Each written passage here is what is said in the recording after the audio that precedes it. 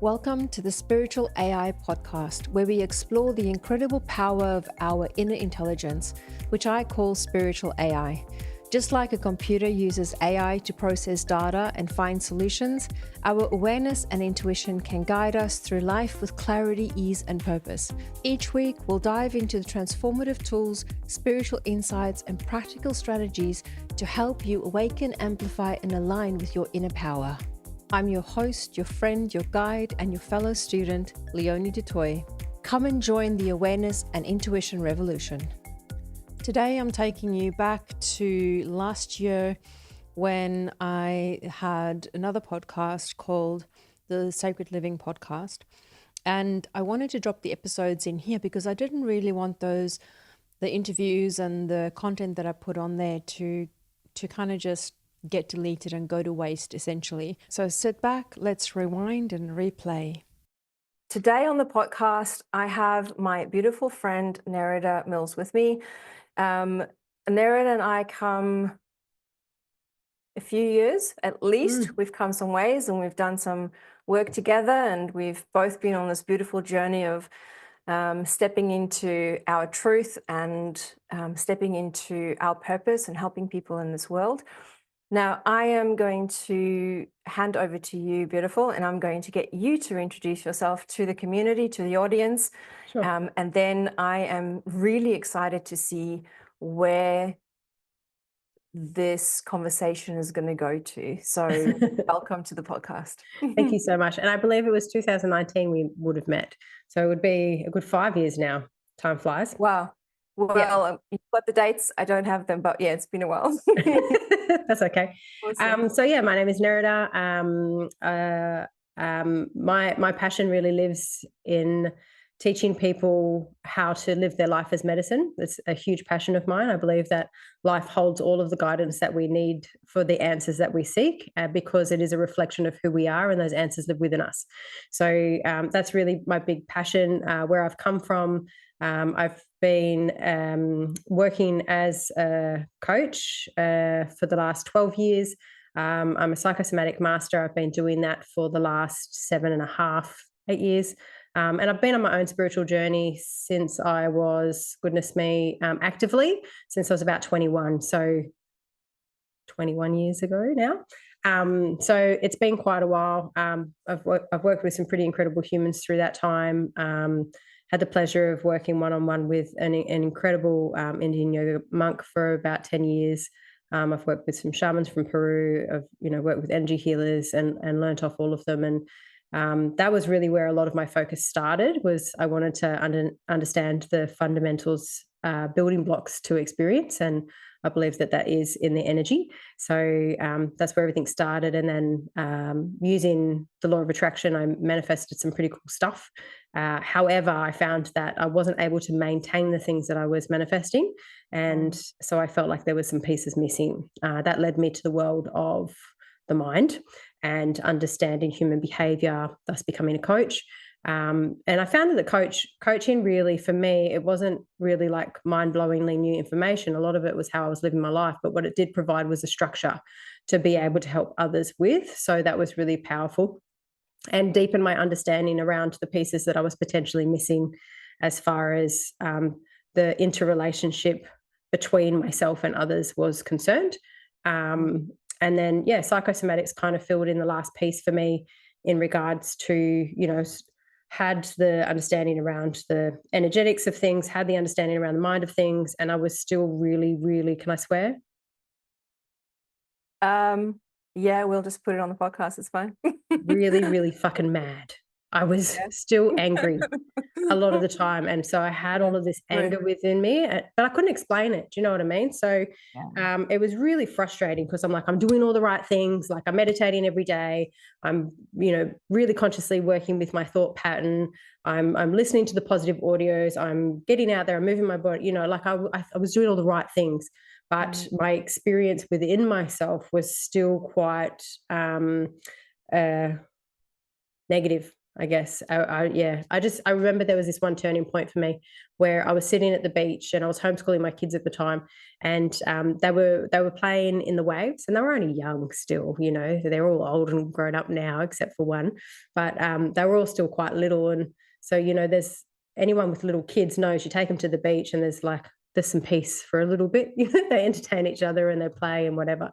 And so they were playing in the waves, and there was seagulls flying over, and the sun was setting, and I was sitting there, and I was just like, I should be happy right now, and I'm not, and I don't know why.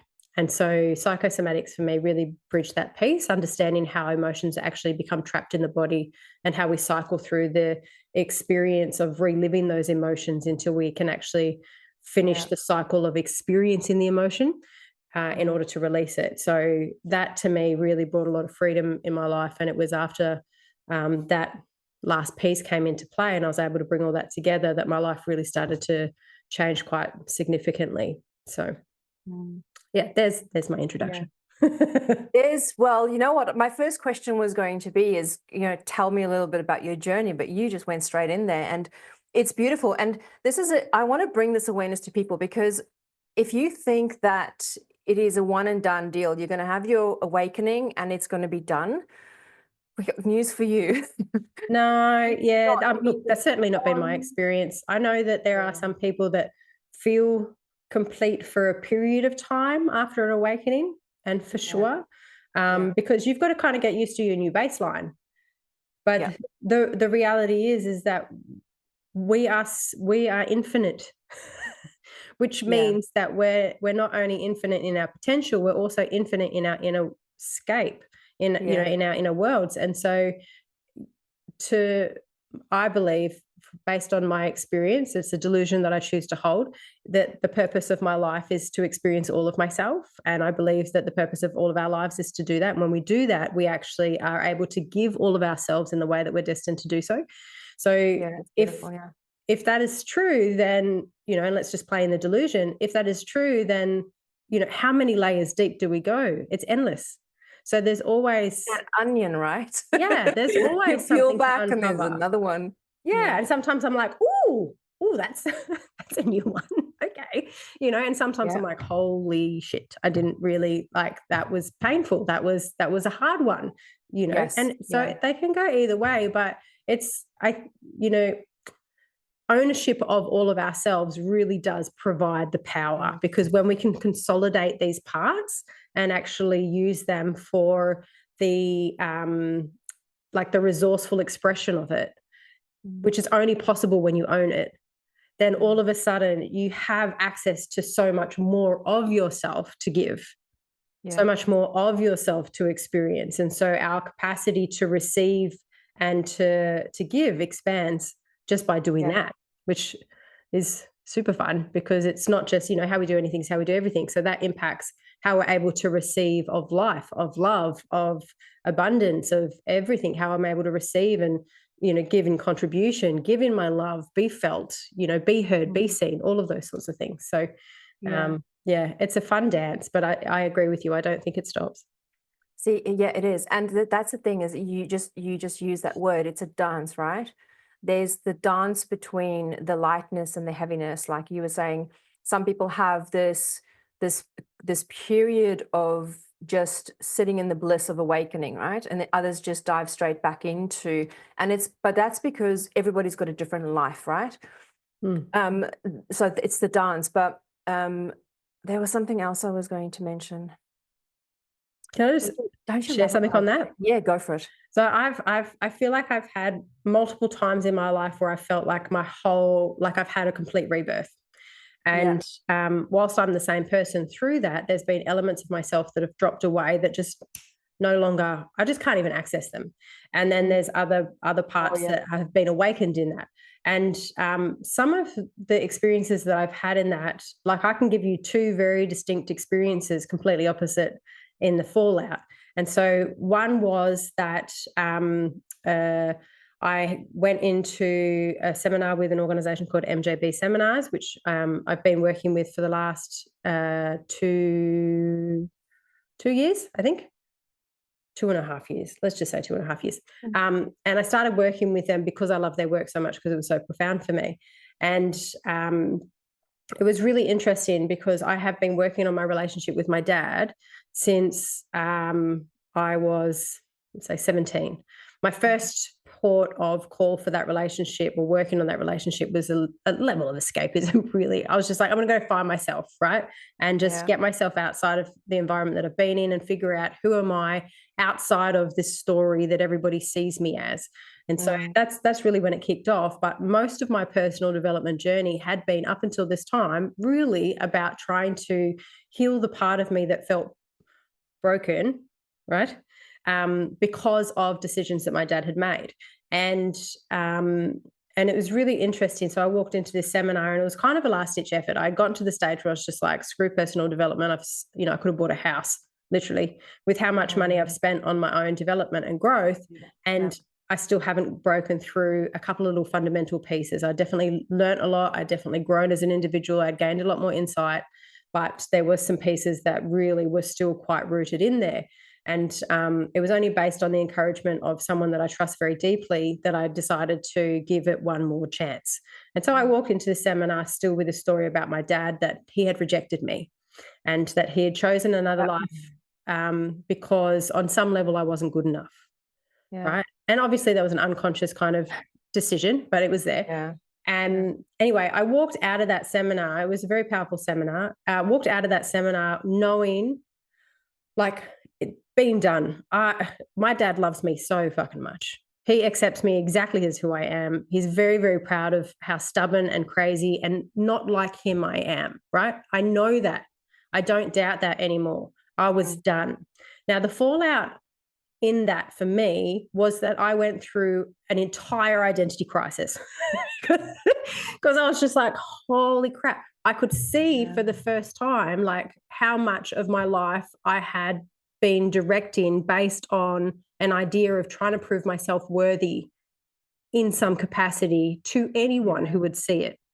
And so then I was just like, well, okay, why do I participate in community groups the way that I do? Why do I do what I do as a profession? Is that because I'm trying to prove myself worthy?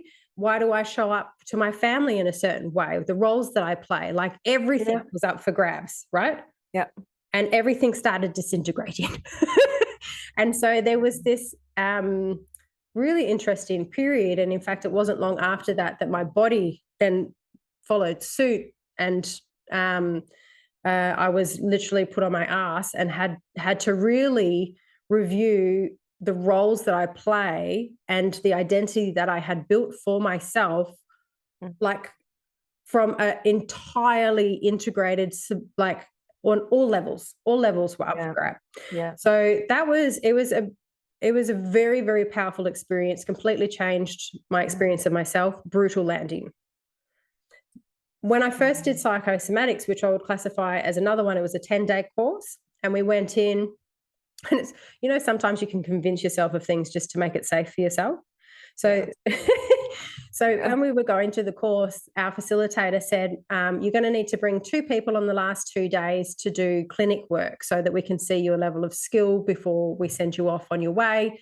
Just let them know they're going to have to be seen in their underwear because we're going to be reading bodies. And I was like, yeah, no worries. I can organize that. La, la, la, la, la. Didn't even think that I would actually be spending most of the 10 days standing in my underwear. Wow. So, they had these 10 days. Anyway, long story short, I came out of that event and out of my first bodywork session high as a kite. Like, I literally felt like I had taken ecstasy, and my sensitivity had increased. I had an orgasm standing at the beach, looking at the waves, just like reflecting on water. Like, it was, my ability to tap into pleasure just went through the roof. And that lasted about 6 months. So which one is more ideal? I don't think either can be. Do you know what I mean? It's not a... They've each of one has got a place. Exactly. It's got a place, right? If it takes you, there might be a heavier or denser energy around something, and it takes you a little bit longer to process it. And then others, you go through it so quickly that you come out feeling you're high, like you've released from it. So it totally makes sense. Thank you for sharing that. Yeah, that's powerful. Yeah. I find it very interesting, and you know this, and sometimes, remember when I was going to say something earlier and it just Mm. left my head? Yeah. Okay. Does that? Clearly, yeah. Well, clearly it wasn't meant to go down that route, because as you're talking about the rejection and your stuff with your dad. I literally had a journaling session this morning. My brain was all over the place. I was like, sit down, journal, Leonie, create some space so you can see if you can clear some stuff that's sitting there. And the minute I take the pen, I would look up and I will go, oh, I wish I can that plant is not in the right place and the bees are not seeing it. Maybe if I move it this way, and then I would, Leonie, here, what's going on here? And then I would sit and I would want to start writing, and then I would look up because I'm thinking about it. And then my eye will, something will catch my eye, and I will go, oh, I need to go and do that. Oh my God, I forgot about and I stopped, and I realized that in that moment, as I was sitting right at that place where I was going to tap into what was underneath the surface, my mind, my subconscious mind, my old patterns was taking me away from the work. Of So I course. was sitting, and it was all around, the fear of failure, but also not the fear of failure. It was the fear of disappointing, and particularly disappointing my dad. Mm. And so I dove into that, and I was like, well, it's not really the fear of failure. It's more the fear of disappointing people. And then it was playing out in my business, in if I don't achieve this certain thing within, the academy or the podcast or with my clients, I am disappointing them. Therefore, I am a failure. So I was sitting with this whole cycle. So it's interesting that you've gone to, your dad.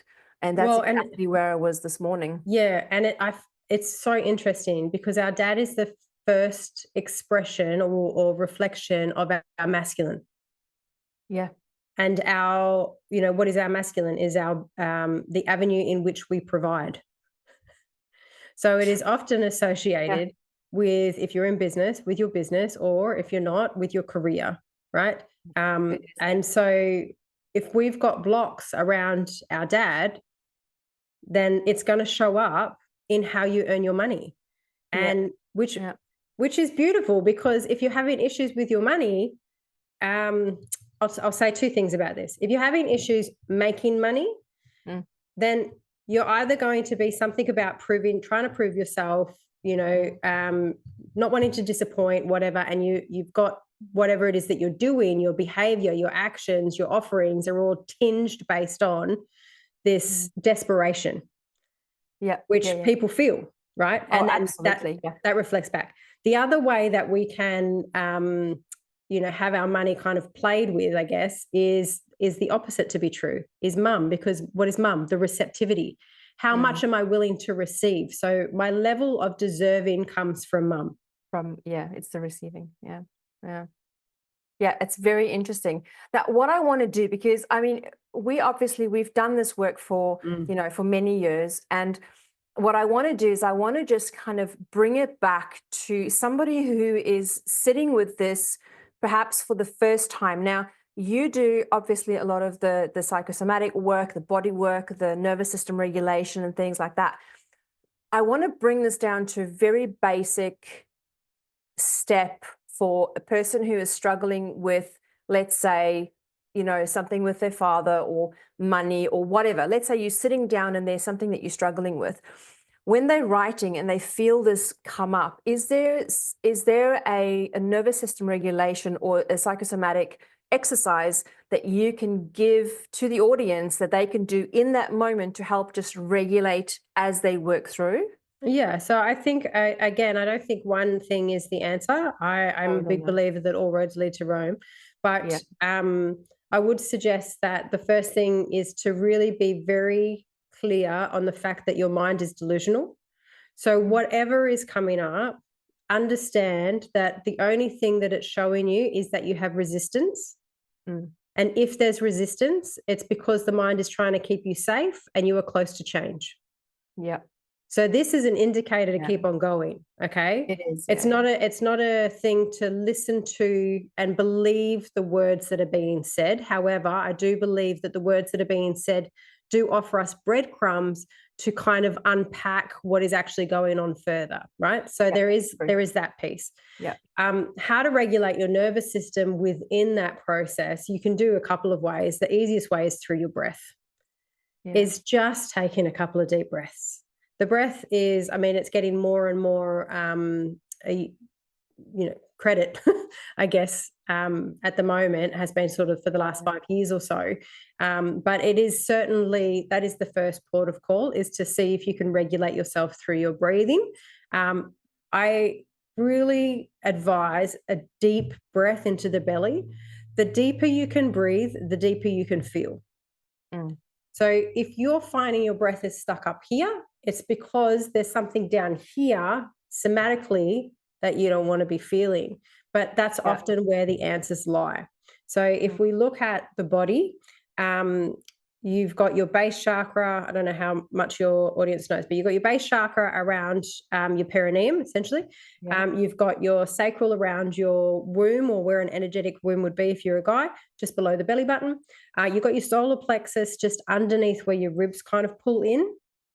And then your heart chakra, your throat chakra, third eye, and crown. Now, the solar plexus is a very interesting energy center, in my opinion, because it is where your power lives. It's also where your I am lives. So my identity is expressed through my solar plexus. Now, the challenge with that is that there are often, for many people, parts of themselves in their sacral, which is your creative kind of energy zone, and your base, which is your primal self, that do not align with who I've told myself I am, or who others have told myself I should be, or however I've contorted myself to be in this world, right? And so the solar plexus at that point will actually constrict, so that the primal self and the creative self becomes suppressed and stays down there. Now, how that influences your breath is that your breath then won't be able to go down very far. So we can actually help our solar plexus to open up and allow for the ownership of all of those parts of ourselves, and then thus become more powerful by breathing deeply into our bellies.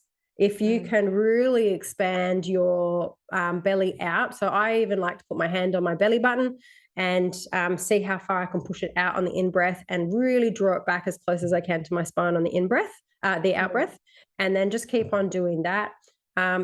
Once you feel really confident with that, you can also then put your hands like on your lower ribs and see, and this is a trickier one.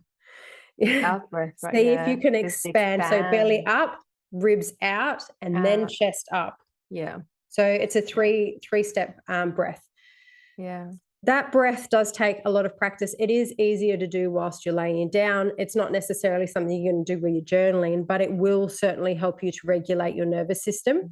And it will help you on many, many, many, many layers, not just in your nervous system. So even just taking 3 deep breaths, as deep as you can, and trying to expand the depth in which you can reach in your breath will be helpful. If you still find that like bit of anxious feeling in you and you're struggling to get the breath down, you can also do like a nervous system reset. There's stages to this, so you can go really, really simple, or you can go a little bit more complex. Either or, really, it only takes about 3 minutes. But the simplest way is just to tap just here. Just tap in there. It's one of the easiest access points to the vagus nerve, and the vagus nerve is like the mother nerve. So if we just tap in that, focusing on our breath, like I can already feel my system going, thank you very much. Really enjoy that. And then just, some nice stroking as well. So they're the things that I would recommend in like a journaling session or something, just to keep yourself present, because it is. That's all. Like every time the mind wants to escape, just reassure yourself, this is a good sign. I'm actually getting close to something here. So this is the thing is that we want to remind ourselves that we are safe, and the breath does that, because in a fight or flight situation, our breath is not deep and slow. Mm, there's not a lot of breath, right? mm. So I want to just remind people of the power. This is why we breathe. So perhaps you can just speak into that, of the difference between, being in fight and flight and how your breath is, and then, when you relax, that safe space, so that people can understand when we say breathe. Yeah, yeah. So obviously you're always breathing all of the time, otherwise you wouldn't be alive. So yay, good job. Yeah. Um, conscious Yeah. conscious breathing is a slightly different thing. So if, like, the way that I think about the breath, and particularly in regards to being in fight or flight or rest and restore, is anything that is going to activate will put you into some form of fight or flight. And we can use that for cathartic breath work. And we can use that as a pathway to, emotional release and things like that. But if you're breathing like this all the time, it's really not a great idea. You No, want it's to not. be in it for short bursts. So Yeah. anything that's going to oxygenate, and that happens through a greater level of inhale than exhale. Simple Okay. way to think about Yeah. it. Okay. Um, Anything that has a greater level of exhale than inhale will down regulate, and that will bring you Yeah. into more of a rest and restore state of being. So a longer out breath is Longer going out to breath. Yeah. restore. Yeah. Yeah, definitely. And even if, like, at first it's literally an extra second, I like to try and Yeah. double my exhale to my inhale when I'm down regulating. Yeah. But, ultimately work with where you're at. It's Yeah. not about a comparison to how other people said to Oh, do the no, you thing. can't. Yeah, you're So spot on. I actually, like, I really like the Nerida breath, which is it kind of brings balance. But that's one of the only ones that I do as far as framework is concerned systemically. The Yeah. rest of them, I very much feel into where is my body at in this moment, and what is my capacity at right now. And because I've been on the health journey that I've been on, I've gained quite a high level of sensitivity to my nervous system. And so, even just, sometimes, like, there was a period of about 3 or 4 years where I couldn't do activating breath. It was too much. It was just Yeah. way too much. It was definitely too much for my nervous system. So everything that I could do, I'd show up to a breathwork session and I would just have to run my own breath. And Yeah. that That's also has really to be important to okay. know. Yeah, it is. Yeah. And to honor yourself, no matter what the guidance is. But, like, there were physical things that I had going on that, if I tried the activation, I would literally tip myself over into higher levels of symptoms that I really didn't want to experience. Yeah. So, Yeah. having those down regulation, and being, this is one of the things that taught me to not show up to try and prove myself as anything, but to show up and honor where I was at, right? Was my That's body it. guided that. That's the awareness, right? It's Mm, important for you to, like you said, as an example, if you are going to, let's say, a breath work session with 30 other people, and the guidance is to breathe in this specific way, you need to have that sense of awareness. You have to have that awareness about yourself, and to know that I am not capable of handling what they're giving, and you need to settle into what feels good and right for you in that moment. It's really yeah. important. Yeah. I think so as well. Yeah. And like, I knew the first breath work that I'd gone to in years where, I did a down regulating breath for half of it. And then there was just something in me that was like, you could pick it up. Mm. As if you listen to your body will communicate. I mean, your body's Yeah. always communicating, but if you listen to it, you will receive the communication of when it's time to move to different phases. That's So it. it's not about holding on to this story then that, no, I just can't handle that. It's like, Yeah. for Yeah. right now, this is what's right for me. And then, Yes. tomorrow it could be something different. So being able to be flexible and unattached to the perception of Yeah. self and the story of self, I think is really a very, beneficial way to move within the dance. Yeah. Yeah. It's interesting because when I talk, to my students and my clients, and I explain this dance between awareness and intuition, and you just described it there, but I want to bring this in. Is awareness is always is being conscious, here, now, Mm, present, know what's happening right now. And then that guidance that we get, that intuitive hit that we get, that tells us to take the step this way. Today, it's good for you to do the down regulation. tomorrow we can go a little bit, maybe we need to, go a little bit harder. The next day we need to go, no go, don't even go there. You need to, that's that dance between awareness and intuition, the guidance and being present. And it's a continuous thing. And the more you step into that, the more powerful your exercises and your journey will be, because you will be guided every step of the way. Well, and I would suggest that the more grace that you have within it. Oh, yeah, 100%. Yeah. Yeah. 100%. Yeah. It's really funny. Like, a lot of people that I work with are frustrated. A lot of people that I work with are very overwhelmed and, feel quite lost in amongst all of that. And, and I've been there myself, where I have taken on so much stuff because I just want to do I love life. Like, I am a very big lover of life experience. I think it's fantastic.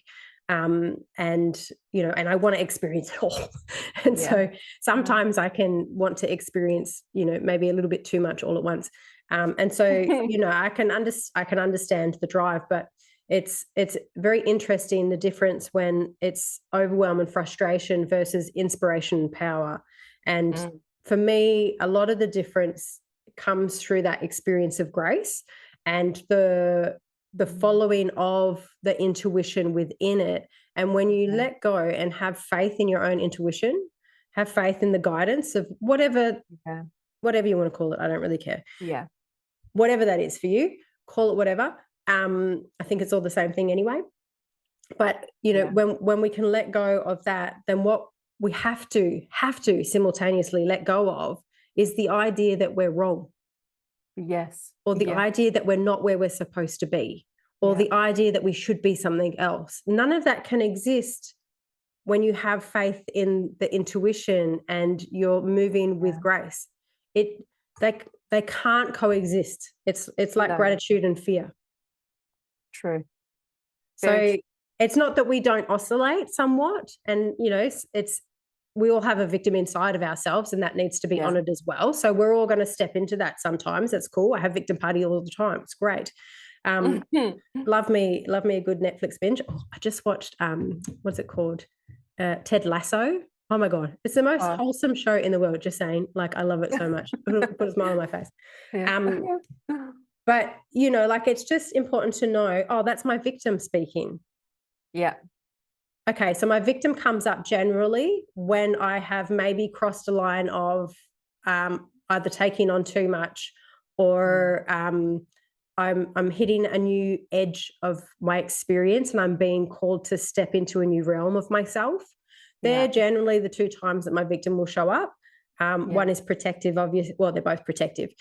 So I just ask myself which one's playing out, and then that will then direct how I'm going to move forward. But either way, you've got to acknowledge the victim. So I'll still have a victim party. And that just, a couple of hours, sit down, woe is me, life sucks. Everybody should save me. Come on. Yeah, totally get it. See, the thing is with that, in recognizing that, right? And this is the importance of that state of awareness and building awareness, is that you can then recognize when you are having a pity party. You can recognize when it's a very conscious decision. When you've been activated or triggered, as most people say. I prefer activated because it just feels better. Well, and it is an activation into action. You are being called to do something. Yeah. So, and by having that awareness, and I remember in the beginning, and I know that you would be the same. When we were first activated, it would take us weeks, months, and potentially even years to get over this thing. But the more awareness you have, and the more you recognize those activations and where it's coming from, the more awareness you have, the shorter that time frame of sitting in it becomes. And that is the power. I mean, that is everything that my work is about, to be honest, is making that efficient as possible. Because for me, life is not indefinite. We do not have infinity here. We are mortal beings. We have a limited time on this planet. And, I really, truly believe that there is a lot of unnecessary suffering. Like, I get that there's suffering inbuilt into life and that is necessary for our own growth and development, and that's okay. But I think that there is unnecessary suffering in people not understanding the signposts and the breadcrumbs that are laid out before them to follow to create the change that will build on their evolutionary journey. And so if we can use those, so signpost, I call like what you're calling activation, signpost. Yeah, signpost. Yeah. Yeah. It's literally this way, It's please. showing you. Yeah. It's gifting you what it, yeah. Absolutely. If you could just have a look at this thing, it's going to make your life a whole heap easier. You know what I mean? And then you start looking at that. And when you're looking at that, your language, their language, the situation, the dynamic will start giving you breadcrumbs as to where does that come from? What is it actually asking of me? What is it forcing me to adopt, to act on, to communicate, to receive, whatever. And then there's your action point. Now we move forward. Okay, wonderful. Now I'm back in a state of grace. Fantastic. Can we live in the state of ease and flow for longer than the state of challenge? Most people are living in the state of challenge and frustration and overwhelm and pain, and they're getting glimpses of the grace and the pleasure. We want to flip it. That's it. That's exactly it. Yeah. They're both required. So it's not about escaping one or the other, but just understand what they're for. Yeah, it is. And we can stay, like you said, we can stay in grace for longer periods the more we understand where this is coming from, the more awareness we have about the situation, about our energy, about what's coming up, our patterns, our beliefs and everything. You know, and it really is, it might, you know, for somebody who's just starting out, it might feel overwhelming. It might go, but I don't see this. Like, honestly, guys, if I can give you one tip, is just to become aware. Just practice awareness, and awareness will start filtering through into everything else, and it will make everything else a lot easier. So start with one thing. Curious. Yeah, that's it. Curiosity is also another one. Yeah. If you can see something, I think instead of going, you know, why me, which is often the thing. Why is this happening again? Why do I always, whatever? Your mind's going to find answers for you no matter what you ask it. So ask it better quality questions. Instead of going, you know, again, what is this showing me? What is this? I love the question. What is this forcing me to do? Right? So if I'm having, say, if we're in activation with each other and you've pissed me off for some reason, then you know, one of the things it's going to force me to do is it's going to force me to look at my role in the dynamic. The other thing it's going to force me to do is communicate effectively what is actually going on for me, because you are not the cause of my activation. You don't have a capacity to put your hand into my stomach and squeeze my organs. My body is doing that. It's my activation. I need to own that. But it's also my responsibility to communicate effectively around that. You know what I mean? So it's forcing me to communicate effectively. It's forcing me to, you know, maybe understand my boundaries on a deeper level, maybe claim what it is that I want, maybe, you know, God knows what. But life will force you to do the thing. The question is, are you doing it resourcefully or unresourcefully? And the difference between the two is it getting you the outcome you're looking for or not? That's it. Yeah, that's it. And then, you know, I want to, you know, you were saying about looking at yourself. Then there's the other side of the coin as well, is when you find yourself in, you know, that situation, you can go, is this my activation, or, you know, is this really the other person's stuff? There is well, if you're projected upon, yes. Once you've, yes, absolutely. There will always be something in there for us, because inevitably, those things are mirrors for us, right? Yeah, definitely. It just comes up. I had a situation, I definitely won't be naming names, but I had a situation where a long-term friend of mine flipped very quickly and became quite resentful and angry, and, you know, was mad all of a sudden about, it wouldn't even communicate. It was just that, you know, it was that story of, if I have to tell you, then how do people say that? If I have to tell you, you should already know, basically. If you don't know the problem, if you don't know, then you're not a real friend type thing. Yeah. If you don't know the problem, then and I'm like, well, I guess it just depends on how much the friendship means to you, if you're willing to communicate what's actually going on to you or not. Yeah. But it it was really interesting because whilst that was clearly his activation, I have, obviously I broke one of his rules around friendship without him having communicated said rule, which makes it very hard for people to live up to your rules when you don't communicate them, but that happens often. So obviously there was a line that was crossed that was not communicated, existed, which is fine. And then there was a projection. Now, my learning in that was really looking at, okay, where have I not communicated clearly? In my perception, he's not communicated clearly to me, right? Not willing to open up himself on a level to me. Now, whilst that friendship has dissolved and I wish him all the love and everything, like I don't have any hard feelings, the lesson for me is, where was I not clearly communicating? Yes. Because that was my awareness, right? My awareness was going to his communication. So the reflection has to be my communication. Yeah. Now, it's not necessarily going to be in the same way because we're different humans, but that's the breadcrumb. The breadcrumb is my communication. And it's up to me whether or not I take that and actually use that to grow myself, or I take that and victimize myself. Yes. Either way. Yeah. Yeah. And that's the work, right? And that's the work. That's the awareness. That's the sitting. That's the reflecting. That's the working through your nervous system, working with your body. That's the work. And it can either be a heavy negative thing, or it can be a beautiful, beautiful gift.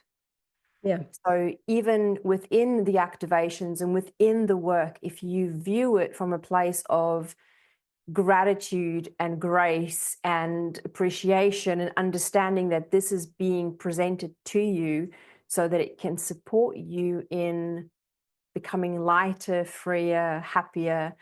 Oh, for sure. Yeah, it's a gift. I see it all as a gift. Yeah. And I can't remember the last time something activated me in a way where actually I can remember I actually had a client probably over a year ago and again, in that, as it was happening, I immediately knew the lessons. I immediately knew how and why it was happening for me. It wasn't a nice experience, but it took me at the most, because it was a really heavy thing that happened. It took me at the most maybe a couple of days. Yeah, and look, that was the longest. Yeah, we have to understand that it's not always supposed to be nice. No. Do you know what I mean? Don't be afraid of the discomfort, because it's like, if you were afraid of the discomfort, you're never going to go to the gym. You're never going to, eat good food. You're never going to do the things that are good for you. You're never going to try new things. Exactly. Yeah. So the discomfort is, make friends with discomfort, make friends with loneliness. I think they're very, very handy things to be friendships with. Yeah. So, I don't enjoy being in trigger. I really don't. No. It's mucky. And it completely interrupts my jam, and does all of us. Yeah, exactly. So it's not about I'm mindful. There are people, especially who are new to this sort of work. There's a tendency to want to, and I did it myself through positive thinking. There's a tendency to want to light and love everything. Like, if I just think positively about it, if I just send love to that person and, put a white light around everything, then everything's going to be okay. Like, I'm sorry, I call BS.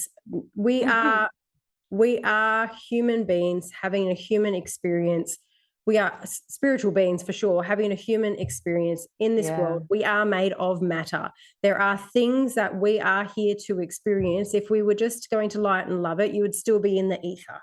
Okay. So there's, there is desire, there is pain, there is all of these things. And we don't want to discount any of those, because then we're, again, suppressing parts of ourselves. That's it. Bring it all in, integrate it all. So it's really interesting. My psychosomatic teacher, she'd talk about this in the, her name's Rachel Anastasi. She's amazing if anyone's interested. And she'd talk about it, and she's like, if I'm going to have an argument with someone, I'm going to have an argument with someone. I'm going to enjoy having the argument with someone. I'm not going to hold back what I have to say. I'm going to say what's true for me in this moment. Yeah. If I'm having sex with somebody, I am going to indulge in the pleasure of the sex. If I'm eating a donut, then I am going to ravish the shit out of the donut. Like, Yeah. the whole thing, like live life, live it, experience it. Yeah. experience it. Don't be afraid of it. Like I understand that some people, again, particularly when you're new to it, it's sort of like if there's a lot of people who say to me, I'm scared to start feeling because I don't think I'll be able to stop. Right? I'm afraid to feel my sadness because I don't know how to make it stop. I'm afraid to feel my anger because I don't know how to make it stop. Yeah. Now, is there an overflow period? For sure, but it's actually quite short. Generally, it's like 3 days, and there might be an integration period that lasts for a couple of months within that, but then you're done. Yeah. How long you've been for decades, people carry this stuff around, and then that informs their perspective of the world. Whereas you can get this done in a couple of months, my friend. Pull up your big girl pants or your big boy pants and let's get into it. That's efficiency. See, you're making a really valid point there, is that sometimes you have to, feel it, but then sometimes you actually have to make that decision. Somebody said the other day, set your alarm clock for 5 minutes and sit, complain, wallow, whatever, feel like shit. And when the alarm goes off, literally get up and get the fuck on with life, essentially. Moving because on. you actually, and Joe Dispenza says this, right? He says you have this moment that something happens to you. Okay, so this thing happens, and then if you don't make the decision to let that go and process it in the moment, it eventually becomes your personality. Absolutely. Because you're holding on to it for so long, and it becomes days, weeks, months, years, decades. So if you can really you refer back to it. This is just like that time that Bob told me that I wasn't, that I was ugly or that I wasn't smart or what, that happened when you were in grade 3. True. Yes, that's it. Jesus.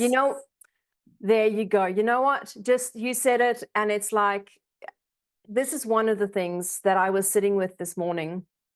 And you just said it, and it hit home. Like, thank you so much. The conversation was going to go somewhere. You're welcome. This morning, so this is something that happened to me when I was at school. Okay, so I am one of those kids who I was not designed for the system. The system wasn't designed for me. So school for me was really hard.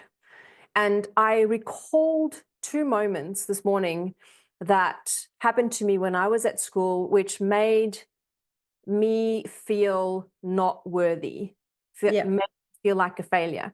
One of them was I had not done my math homework, because at school I was made to feel stupid. I know now that I'm not stupid and I'm actually quite good with math, but back then didn't do the homework, got to the class, and because I didn't do the homework, this old woman teacher, I was going to use another word for her, but she literally picked me up and she put me into one of those big dustbins outside the classroom. Right. She picked me up and put me into the dustbin. Okay.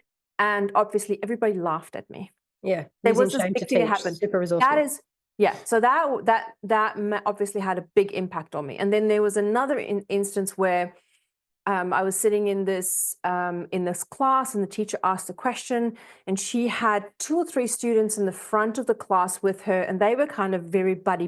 They were like teachers' pets, right?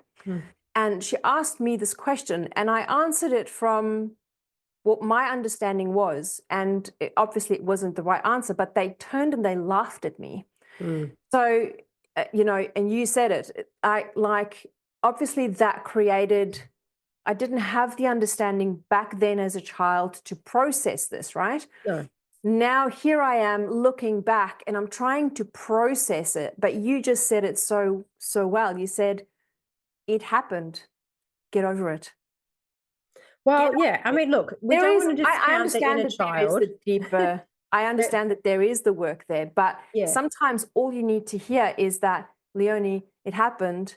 It doesn't actually mean anything about you. Who you are. No, not at all. And in fact, I would say it happened for you. So my questioning around it would more be like, how did it serve you? What did it force you? Again, using this language, what did it force you to adopt within yourself that has served you now moving forward? And why have you needed that skill, that personality trait, or whatever it was, right? That's it.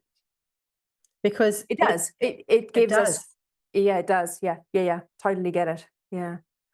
It's powerful stuff, and we can, like, literally we can sit and we can kind Oh, of we could talk for hours, me and you. hours and hours on this. I am mindful of your time though.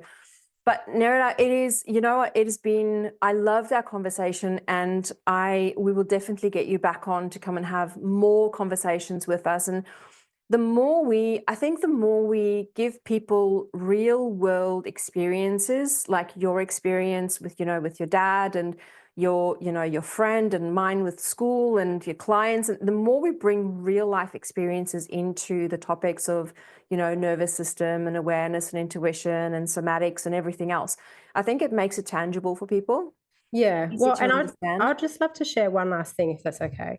Yeah, Is go for it. just going on from what we were just talking about, is that I think it's important to bring a deep level of compassion to yourself on your own Yeah, journey.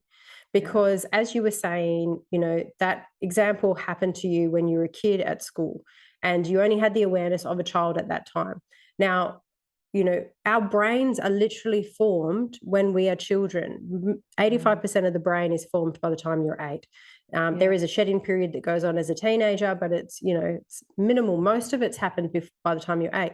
And so absolutely. we really do create our fundamental identity at that age as a child.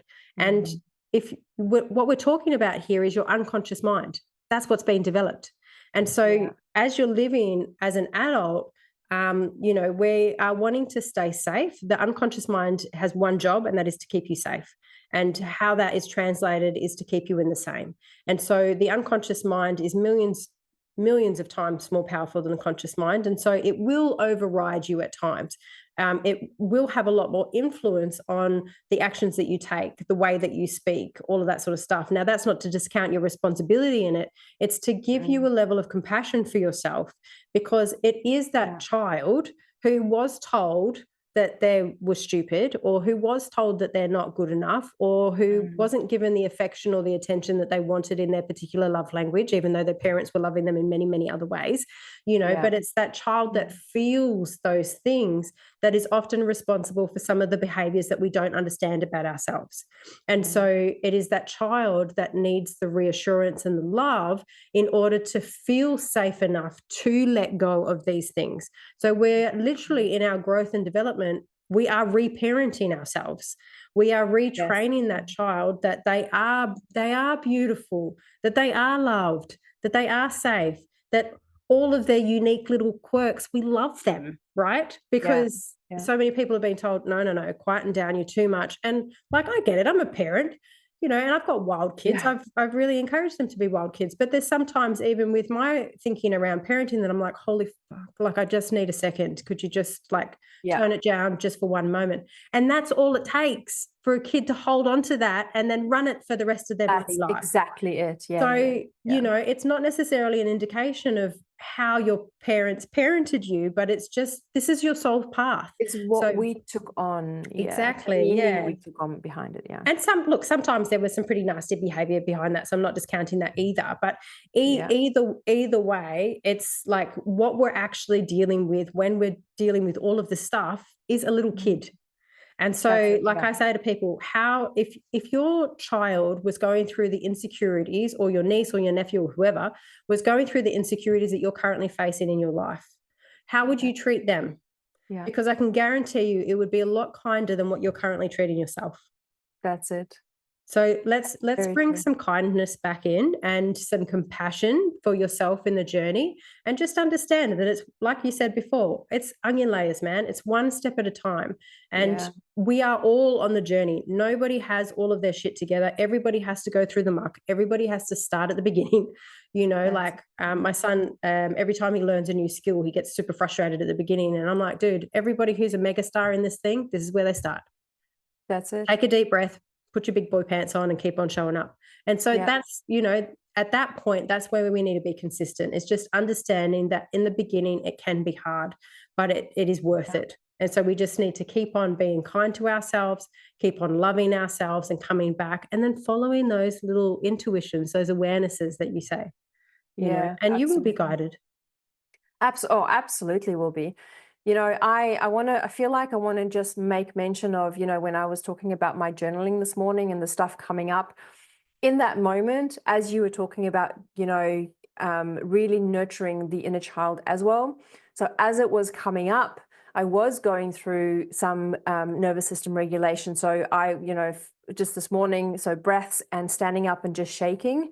And Yeah. as I was shaking, I was envisioning myself having a conversation with the younger Leonie, Mm. where, I can remember being in certain places and certain things. And I was just like, it's okay. It's okay. That is not a reflection on you. Like, this has just made you stronger. Look where I am today. Yeah, Everything works out exactly. fine. So working through some of those processes, Yeah. then, it's just little things that we can do to help us process these Yeah, things, absolutely. as We had a good shake dance. I'm running a masterclass at the moment, and this morning was our somatic class. So I had beautiful. good group Yeah. of people all going absolutely bonkers with the shake dancing, which is it's a great Shakes. nervous system regulation. Yeah. Yeah. Beautiful.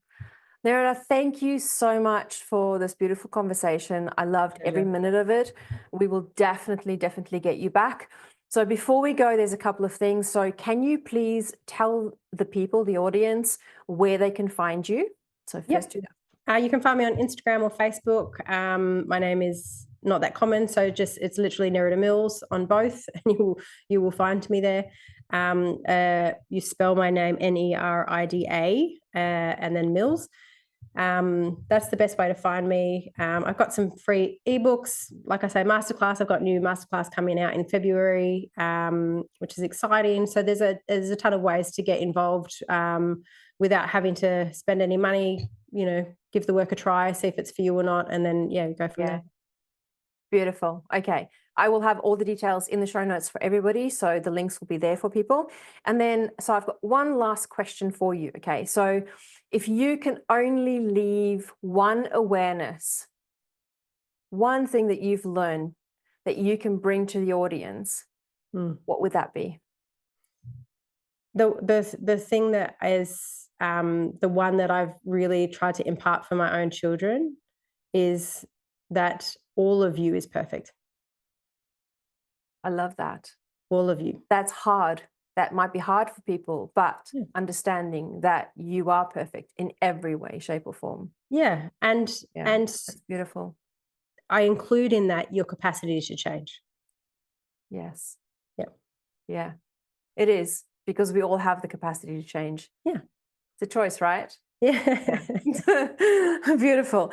Well, thank you again for joining us. As always, you guys can find all the links in the show notes, and I look forward to seeing you guys in the next episode. Take care. Bye. Bye.